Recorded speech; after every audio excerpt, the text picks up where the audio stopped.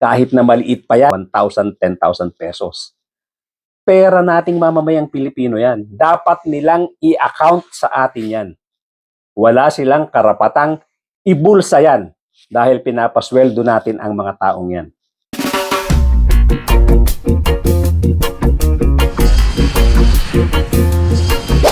Hindi lahat ng kasalanan ibubunto natin dito sa mga magnanakaw na to.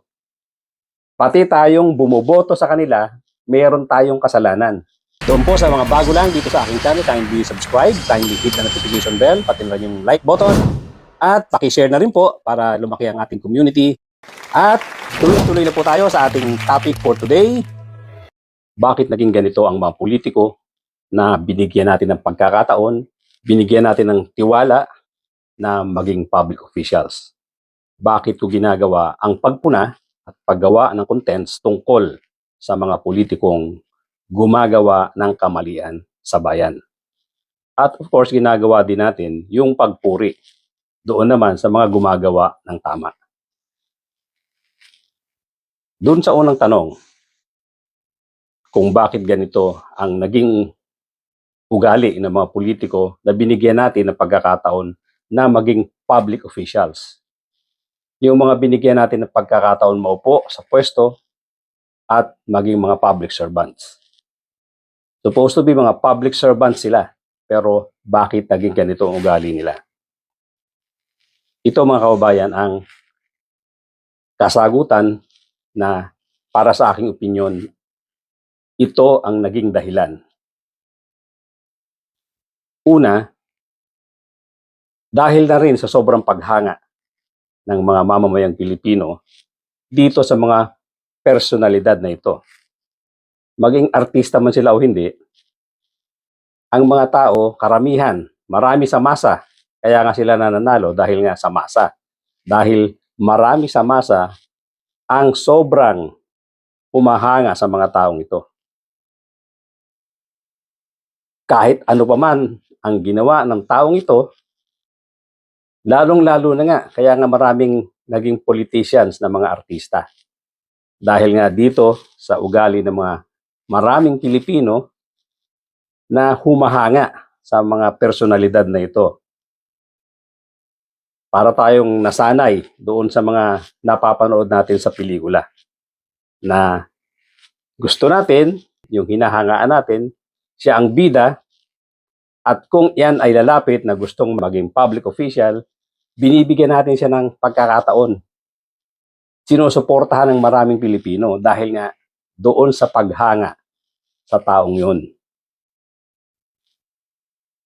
Ang isang nagiging epekto nito, marami din sa mga politiko na to na hinahangaan ng maraming Pilipino, pati yung mga kamag-anak nila, pag lumapit sa mga tao at gustong tumakbo bilang isang public official, kahit anong pwesto, nananalo pa rin.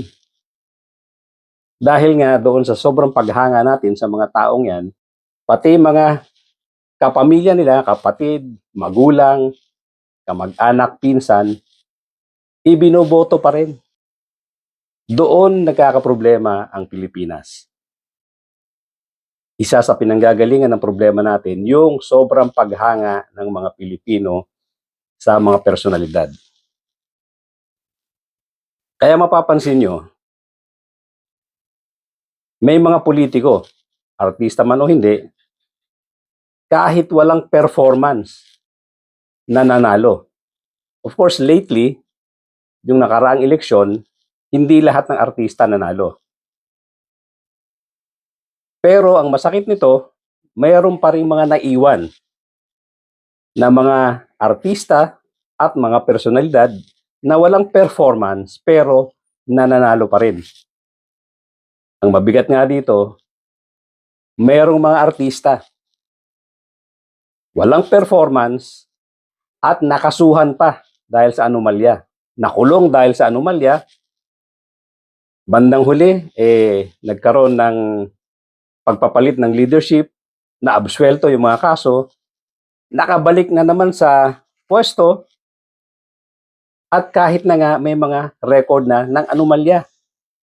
Yun ang sinasabi natin na sakit ng ibang mga Pilipino na kahit na ang kanilang hinahangaan, nagkaroon na ng kaso, nakulong, hindi basta-basta kaso, malalaking kaso na pagnanakaw, anomalya ng plunder, at kung ano-ano pa, nananalo pa rin. Yun na nga sinasabi natin eh.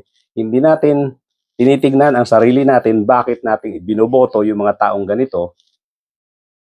Hindi naiisip ng mga Pilipinong ito na malaking epekto sa bansa ang ganitong klaseng mga tao na iniluluklok natin sa pwesto. Hindi natin dapat igagaya sa pelikula. Hindi dapat isipin ng mga tao na ang kanilang mga hinahangaan ay siyang mga bida na dapat laging sa pwesto, laging panalo. Huwag natin ihalintulad ang tunay na buhay, ang tunay na public service ay hindi pelikula. Na yung mga idol nyo na laging nasa pwesto at ang feeling ninyo masaya kayo kung yung mga pinipili ninyo, yung mga idolo ninyo ang nasa pwesto. Kaya po ganito ang nangyayari sa atin. Umabuso ang mga politicians na to. Over the years, pabalik-balik lang sila, kahit na ano pa ang gawin nila, walang performance, nagkaroon ng mga kaso, ibinoboto pa rin ng mamamayang Pilipino. Kaya nagsilakihan ng ulo. Kaya ito ngayon ang resulta. Lumaki ng lumaki ang problema natin dito sa nakawan sa gobyerno. Kaya ang sinasabi nga natin, tayong mga mamamayang Pilipino, meron tayong kasalanan dito. Hindi lahat ng kasalanan ibubunto natin dito sa mga magnanakaw na to. Pati tayong bumoboto sa kanila, meron tayong kasalanan. Kaya nga sinasabi natin, dahil nga sa sobrang laki ng paghanga natin, hindi na natin tinitignan yung track record ng tao. Ang gusto lang natin, mailagay sa pwesto yung ating idolo. Yun po ang malaking problema ng Pilipinas ngayon. Kaya kung titignan natin ang mga sarili natin sa salamin, ituro mo ang sarili mo na merong karing kasalanan. Dahil ibinoto mo yung maling tao. Alam mo na walang performance, alam mo na may mga masasamang record, ibinoto mo pa rin. Yan po ang nagiging problema natin ngayon. Yung mga iniimbestigahan ngayon ng gobyerno, yan po yung mga hinahangaan ninyo. Isang malaking problema yung nakawan, isang malaking problema pati yung nepotism. Ang dami-daming Pilipino, mahigit 100 milyon tayo, boto tayo ng boto na magkakaapelyido, magkakapamilya, magkakapatid, magkakamag-anak. Kung ganyan ang ganyan po ang gagawin natin, ang hirap magkaroon ng check and balance sa gobyerno dahil sila ay magtatakipan. Yan po ang pag-isipan natin. Kaya nga sinasabi ko, meron tayong participation dito sa problema natin sa gobyerno. Meron tayong participation dito sa mga nangyayaring iskandalo dahil nagpabaya tayo. Lumaki ang ulo nitong mga politicians nito. Kasi kahit anong gawin nila, nakakabalik, ibinoboto pa rin ng mamamayang Pilipino. So meron tayong kasalanan dyan. Yun po ang ibig ko sabihin. Meron tayong pwedeng gawin na hindi natin ginawa. Meron tayong naging contribution sa mga pagkakamali. Kaya hindi natin pwedeng ibunton lahat doon sa mga tao na responsable ngayon sa pag-iimbestiga na hindi nila magawa ng husto ang trabaho nila. Dahil tayo ang nagkonsinte sa nepotism, kinonsinti natin yung mga taong may mga record na hindi maganda, kinonsinti natin yung mga nagnakaw na dati pa. Kasi isa isip nila ngayon, kahit na paulit-ulit sila magnakaw, paulit-ulit nilang gawin yung kasalanan nila, iboboto pa rin ng mamamayang Pilipino. Yan po ang naging problema natin ngayon. Meron po tayong contribution dyan sa problemang yan. Ito po ang ginagawa ko para sagutin yung second question kung bakit ko ginagawa ang mga pagpuna at paggawa ng contents tungkol sa politikong gumagawa ng mga kamalian sa bayan. At pagpuri na rin doon sa mga gumagawa ng tama. Bakit natin ginagawa ito? Baka sakali kasing magising natin ang ibang mga kababayan natin tungkol nga dito sa sinasabi kong ang public service ay hindi katulad ng pelikula. Ang public service ay totoong buhay at malaking epekto sa ating mga kabuhayan. Malaking epekto sa mamamayang Pilipino. Kaya hindi sapat na dahilan na hinahangaan mo ang siyang tao kahit walang track record, kahit na walang ipinakitang maganda, kahit sa kanyang personal na buhay. Lalong-lalo na nagkaroon na ng tsansa na umupo ng mga nakaraan, nagkaroon ng maraming kaso, ibinoboto pa rin natin. So ito pong ginagawa ng mga katulad kong vloggers, yung mga gumagawa ng mga contents. Hindi po ito pang sarili lang. Hindi po ito dahil gusto ko lang may makaaway ako. Meron akong gustong makagalit dahil galit ako doon sa tao na yon. At meron akong ipinupush na kandidato. Hindi po ganon. It's about time na magising tayo dahil lugmok na po ang bansang Pilipinas. Napag-iwanan na po tayo. Imagine niyo yung bilyon-bilyon na ninakaw ng iilang tao. Iilang politicians ang nakinabang, bilyon-bilyong halaga ng kwarta ang ibinubulsa nila. Iilan lang nakikinabang doon sa pera ng mamamayang Pilipino. Pera natin yon, pera ng taong bayan. Gaano kalaking serbisyo ang pwedeng ibigay ng mga yan kung hindi nanakaw. Kung nailagay sa public service, nailagay sa mga infrastructure, ang ginawa pa nga nilang dahilan, pinakamadaling pagnakawan, yung mga infrastructure projects. Kaya nga ngayon nag-iimbestiga sa mga flood control projects na yan. Dahil ang daling itago ng nakaw dyan, ang daling itago ng pera dyan. So ngayon, hindi lang sa madaling itago, kundi napakabilis magkapera. Gaya nga ngayon sa lumalabas sa investigasyon. Maggagawa ng rig bidding, gagawa kunyari ng project, gagawa ng kontrata, after a few days, maniningil na ng 100%. 100% project cost na walang i-deliver na project. Ganyan na po kabilis ang pagnanakaw na ginagawa nila. Dahil nga umabuso na sila. Dahil nga po sa sobrang tiwala ng mga masa ng mamamayang Pilipino sa kanila, umabuso na sila ng todo. Yan po ang naging dahilan kung bakit naging ganito kagarapal ang mga politikong ito. Dati, nakukontento sila sa paporsyento. 5%, 10%, lumaki na lumaki, naging 15%, naging 25%, naging 30% sa project cost. Ngayon, ghost projects na. Halos 100%. Hindi lang halos, ninanakaw nila yung 100%. Pinaghahati-hatian ng mga magnanakaw yung pera na dapat mapupunta sa proyekto. Wala nang idinideliver kahit na isang bag na semento. Ninanakaw na po nila. Dahil nga sa sobrang laki ng ulo nila, dahil nga sa sobrang tiwala ng mga mamamayang Pilipino na humahanga sa kanila. Kasalanan po natin yan. Kasalanan na rin ng mga tao, pati kami, damay dyan, na hindi naman kami bumoto sa kanila. Majority po kasi. Kaya sila nananalo. Ibig sabihin, majority sa mga Pilipino ang humanga at humahanga sa kanila. Paano po natin isosolve yan? Dapat po magkaintindihan tayo. Itong ginagawa ko, ginagawa ng ibang mga vloggers, ginagawa ng ibang content creators, hindi para sa sarili namin. Ginagawa namin ito dahil nga baka sakali magising namin ang mga pag-iisip, damdamin ninyo na mali po na maging basihan ng paghanga.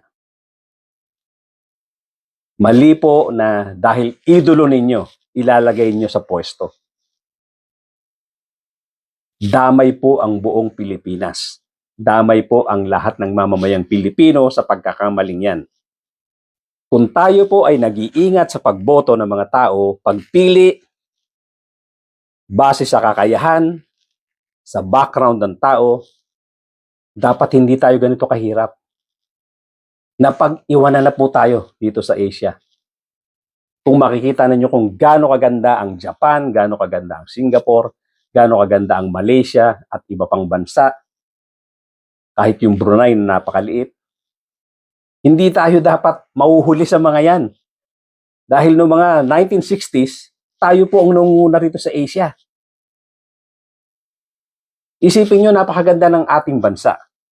Napakalawak ng lupain para sa agriculture. Nagkaroon na po tayo ng magandang industrialization. Napakasisipag ng mga Pilipino. Marami tayong mga talento. Marami tayong talented na mga Pilipino. Marami tayong mga professionals. Hindi tayo pauhuli. Pero bakit nagkaganito ang bansa natin? Hindi ba natin naiisip na yun na nga po ang dahilan? Yung pong bilyong-bilyong piso, umaabot na nga ng trillion, napupunta lang po dito sa mga hinahangaan yung politicians. Iilang politiko na hinahangaan ninyo na nagbubulsa ng pera ng mamamayang Pilipino. Gusto nyo bang magpatuloy ito?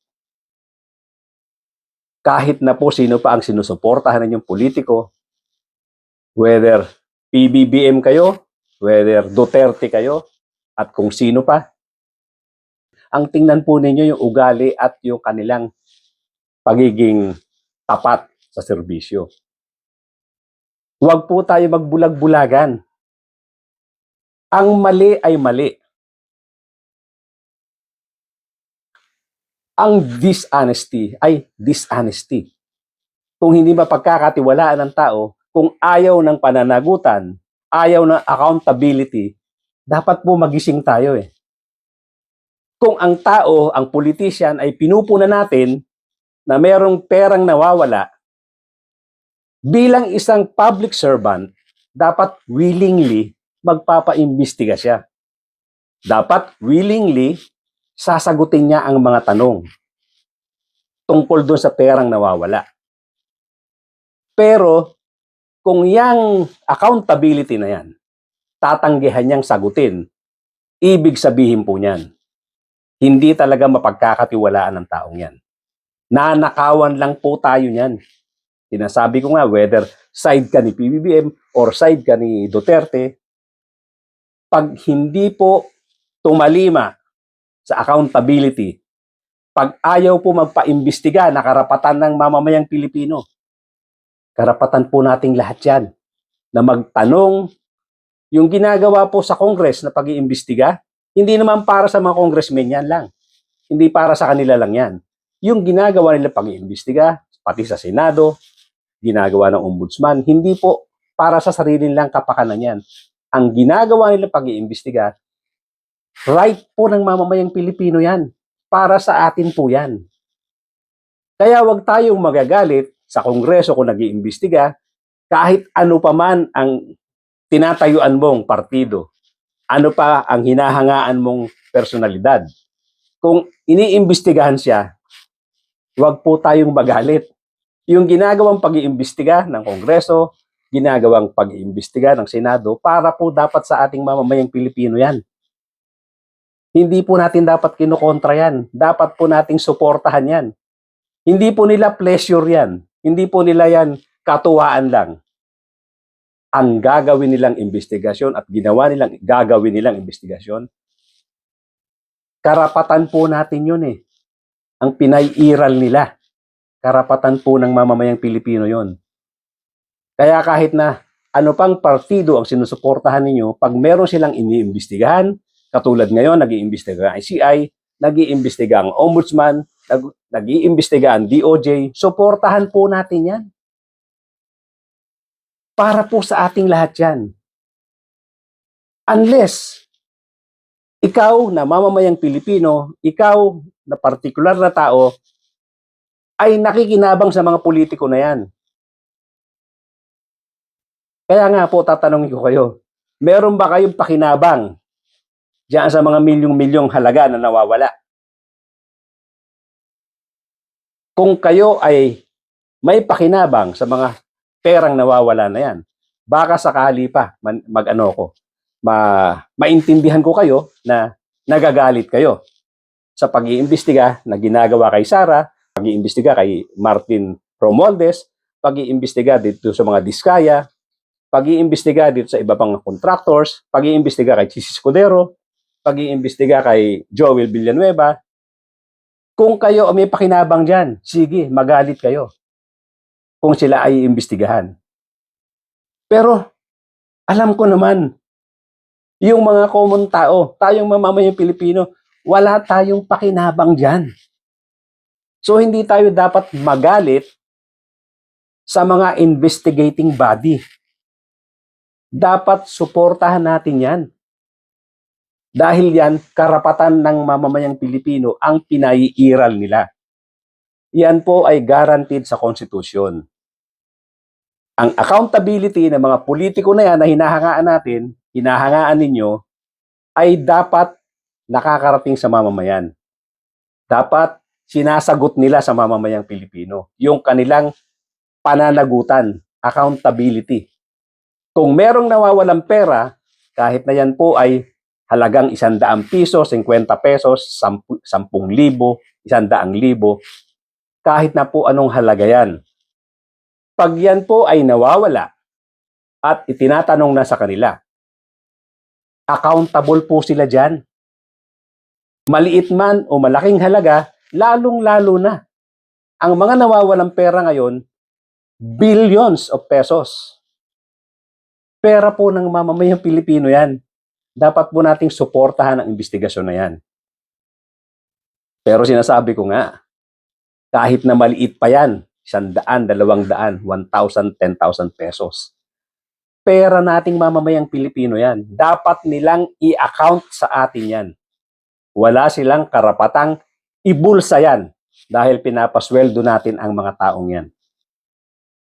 Kaya tayong mga mamamayang Pilipino, whether ikaw nga ay sumusuporta kung ganitong sa mga ganitong politician, ibang partido, itong partido sinusuportahan mo, itong partido sinusuportahan niya. Yung accountability po para sa ating lahat yan. Hindi po tayo dapat mag-away dyan. Yung pag-iimbestiga sa accountability ng lahat ng mga politiko na to, tayo po ang makikinabang dyan. Hindi po yung mga politicians. Hindi po natin dapat pairalin dito yung pag-iidolo kung kanino man. Kung sila ay iniimbestigahan, para po sa inyo yan. Para sa amin, para sa ating lahat. Huwag kayong magagalit kung ang idolo nyo ay iimbestigahan at iniimbestigahan. Dapat kayo pa ang mag-push, kayo pa ang magsabi, hoy, magpa-imbestiga ka. Dahil para sa aming mamamayang Pilipino yan. Hindi tayo dapat mag-away dyan. Hindi po. Karapatan po natin yan, garantisado po yan sa ating konstitusyon. Ang sahod, ang kabuhayan nila nanggagaling sa atin. Galing sa taxes ng mga mamamayang Pilipino. Lahat po ng tao dyan nagka-contribute para lang sila sumweldo. Kumita sila ng sapat-sapat at sobra-sobra pa nga. Kaya hindi dapat sila magnakaw. Kaya kung may nawawalang pera, dapat nilang sagutin. Dapat nilang panagutan ang lahat ng mga pera na ipinagkakatiwala natin sa kanila. Again, ulitin ko, hindi po tayo dapat mag-away dyan. Lahat ng pag-iimbestiga para po sa ating mamamayang Pilipino yan. At dapat natin tandaan, kung pangit ang ugali na ipinapakita sa atin ng mga politiko, dapat pong hindi na natin ibalik sa pwesto yung mga yan. Hindi po pwedeng ibase nga natin sa paghanga yung desisyon natin sa pagluklok sa kanila sa pwesto. Marami po tayong pagpipilian. Ang dami-daming mga Pilipino, ang daming mamamayang Pilipino na capable, na merong magandang track record at nag-o-offer ng kanilang sarili na maganda naman ang kanilang pinanggalingan. Maganda ang kanilang background. So, ibig sabihin, wala po tayong shortage ng tao na pagpipilian. Kaya, paulit-ulit kong sasabihin sa mga mamamayang Pilipino, sa mga kapwa ko Pilipino, huwag po natin ibase doon sa paghanga natin sa kanila, pagiging idolo natin sa kanila. Gandang lalaki, magaling magpatawa, pasayaw-sayaw sa entablado. Hindi po enough yan. Ang nakasalalay po dito, yung kabuhayan, yung buong bansa natin. Kaya ganito yung nangyari sa atin eh. Dahil nga ang basihan ng maraming Pilipino sa pagboto ng tao, yung kanilang paghanga. Hindi nila iniisip yung epekto ng paghanga na yan kung hindi tama yung kanilang hinahangaan at ibinoto nila at nilagay sa pwesto. Kaya nga ganito nga po tayo. Inuulit ko. Lahat po tayo, lalong-lalo na yung mga bumoto sa mga taong mali. May kasalanan po tayo dyan. May kasalanan po tayo dyan. Huwag natin sisihin ang gobyerno entirely dahil tayo po ay may contribution sa pagkakamali. Meron po tayong contribution kung bakit ganito ang nangyayari sa Pilipinas. Nire-respeto ko naman po ang opinyon ng ibang tao. Kung sino ang hinahangaan nila, kung sino ang sinusuportahan nila, yun nga lang, itong ginagawa ko, karapatan ko rin para sabihin dahil ito ang opinyon ko. Nire-respeto ko opinyon nyo, nire-respeto ko ang mga taong hinahangaan nyo, respetuhin din po ninyo itong aking stand, itong aking mga sinasabi. Lahat po ng aking sinasabi, karapatan ko rin. Hindi po tayo dapat mag-away tungkol dyan. Yung pong mga binabanggit ko rito ay paniniwala ko. Pero, of course, umaasa rin naman ako na pakikinggan ninyo yung opinion ko in the same manner na yung opinion ninyo ay pakikinggan ko. At base sa opinion ko, baka sakali may mga ibang tao mamulat ang pag-iisip. Pero hindi ko pinupuwersa kung talagang hinahangan nyo isang tao, doon kayo. Pero ang tinatapat ko kayo, na sinasabi ko nga, itong nangyayari sa atin sa Pilipinas, itong malaking korupsyon, itong malaking problema na nangyayari ngayon sa nakawan, mag-reflect po tayo. Isipin po nating maigi kung hindi tama ang sinasabi ko. Ang mamamayang Pilipino po ay may kasalanan dito. Hindi lang yung mga politiko na yan. Yung mga bumoto sa kanila, yung mga sumuporta sa kanila, malaki po ang pagkakasala, mapagkukulang sa ating bansa. Dahil dinaan nyo nga sa paghanga, sa pagiging idolo nyo sa kanila. Kaya nyo iniloklok sila sa pwesto. Kaya po tayo nagsasalita dito, baka sakali lang po. Hindi natin pag-aawayan ito. Baka sakali lang merong makinig at magising base dito sa aking mga sinasabi.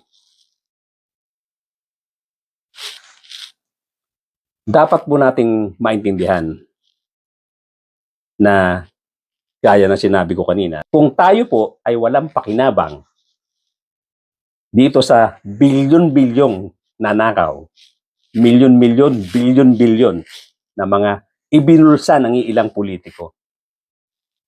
Isipin nyo naman, afford nila bumili ng pagkarami-rami sasakyan. Puro mga luxury vehicles. Meron dyan, bumili ng ilang eroplano, bumili ng ilang helicopters, bumili ng maraming buildings, nagpatayo ng maraming bahay, pati sa iba't ibang bansa, nakabili ng mga condominium, nakapagpatayo ng mga bahay, nagbilihan ng mga properties. Meron po ba kayong pakinabang doon? Malamang-lamang wala. So ano po ang ibig sabihin yan? Marami po sa ating mga Pilipino ang ginagamit ng mga politiko. Itong mga politiko na mga magnanakaw. Itong mga politiko na mapagsamantala sa bayan. Yan po ang mga gumagamit sa inyo. Unless nga may pakinabang kayo dyan. Pero I doubt. I'm sure, majority, if not all, wala po talagang pakinabang dito sa mga magnanakaw na to. Pero bakit? Meron pa diyang ipinaglalaban ang mga ganitong klaseng tao. Gumising po tayo. Gumising po tayo. Since tayo ay walang pakinabang sa mga politikong ito na nagkamal ng milyong-milyong, bilyong-bilyong halaga ng pera. Katakot-takot ng mga properties all over the world.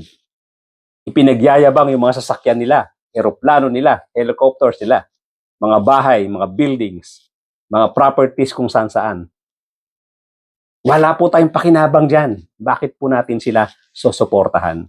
Bakit hindi po natin suportahan yung ginagawang pag-iimbestiga sa kanila? Whether hindi tayo kontento sa investigasyon, kung meron mang mga pagkukulang ang investigasyon, suportahan pa rin po natin dahil kung walang investigasyon, kahit papaano, lalong-lalo pong magiging daring ang mga ito. Lalong-lalo na po sila magiging bold sa ginagawa nila. Lalo nilang pagsasamantalahan ang kaban ng bayan. Kahit papano may nangyayari ngayon na investigasyon, nag-initiate itong si PBBM, kung may pagkukulang man siya, tiyak ko naman na mayroon pa rin namang talagang mananagot dito sa mga pagnanakaw na to. At least, ito, siya lang ang presidente na gumawa ng ganitong klaseng investigasyon. Wala pong nakagawa niyan.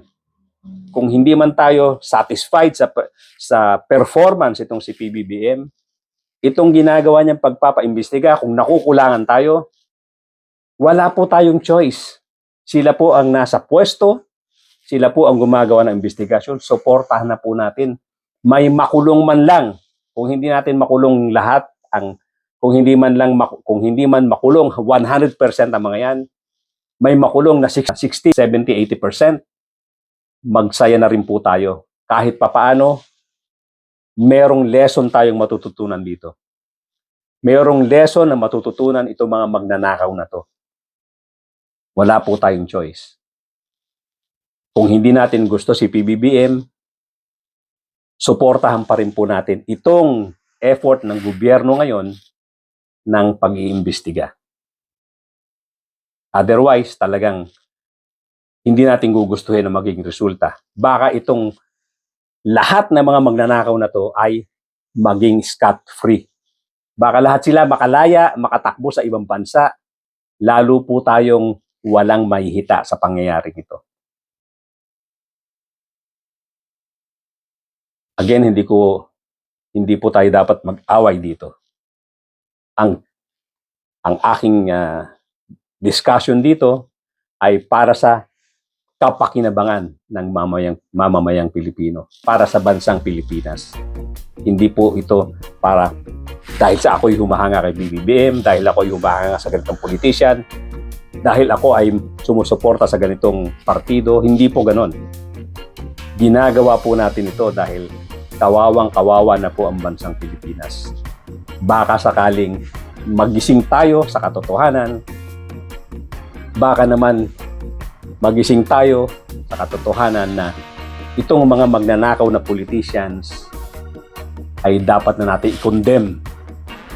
Pagtulong-tulungan po natin silang i-condemn, pagtulong-tulungan po natin suportahan yung investigasyon sa kanila, at ipagdasal natin na may mangyaring maganda rito, maipakulong ang marami sa kanila kung hindi man 100%. At least may matutunan tayo dito, may mga politicians na makulong at matuto at wag nang ulitin ang kanilang ginagawa na sobrang pagsasamantala sa kaban ng bayan.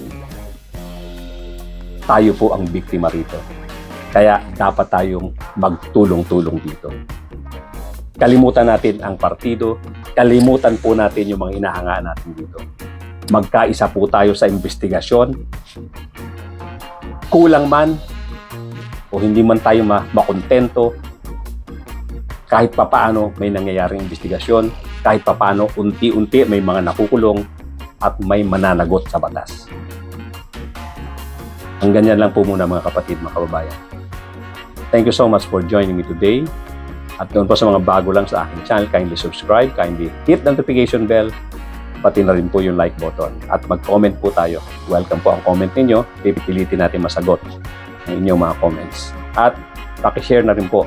Sa ganun lumawak ang ating reach, magkaroon tayo ng maraming audience at matulungan ang aking munting channel. Maraming salamat po mga kapatid, mga kabayan. At ladies and gentlemen, magkita-kita po tayong muli.